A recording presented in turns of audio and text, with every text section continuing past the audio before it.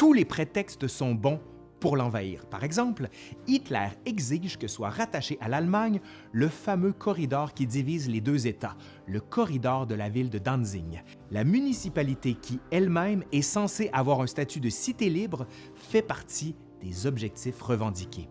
À cet effet, et dans le cadre du pacte Ribbentrop-Molotov, Hitler envoie le 30 août un ultimatum à la Pologne réclamant les territoires du corridor polonais et la cité de Danzig. L'ultimatum reste sans réponse et les armées allemandes se mobilisent à la frontière polonaise. Le lendemain, le 31, des incidents frontaliers montés de toutes pièces par les nazis se déroulent le long de la frontière dans le but de faire croire que les Polonais ont agressé les Allemands. La réalité est tout autre, mais la réponse de Hitler s'avère brutale. Certes, on voit la guerre venir, mais l'opinion publique internationale reste quand même sous le choc.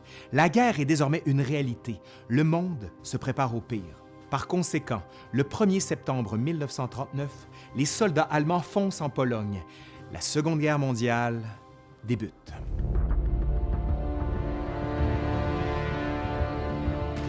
Je vais donc analyser les principales phases des opérations de l'année 1939 selon les différents théâtres d'opération. Voyons ce qui se passe d'abord en Pologne au cours d'une campagne militaire qui se déroule officiellement du 1er septembre au 6 octobre 1939. Les Allemands disposent d'effectifs considérables. En fait, ils rassemblent la très grande majorité de leurs ressources militaires disponibles à cette date. On parle d'environ 2 millions de soldats appuyés par près de 10 000 canons, 2 800 chars d'assaut et près de 2 500 avions. En face, l'armée polonaise parvient à mobiliser 1 million d'hommes, supportés par un peu plus de 4 000 canons, 200 chars et 800 avions.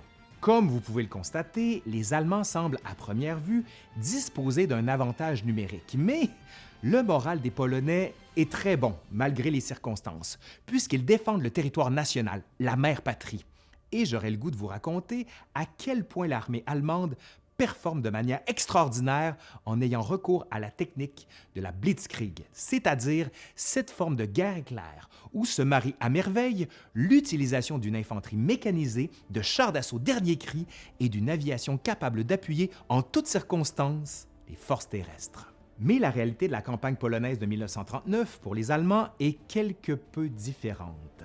Certes, ils disposent d'effectifs considérables et quand même bien entraînés et équipés, mais certains bémols peuvent être soulevés. Évidemment, l'économie allemande produit de plus en plus de matériel militaire durant les années 1930, et ceux-ci sont relativement de bonne qualité.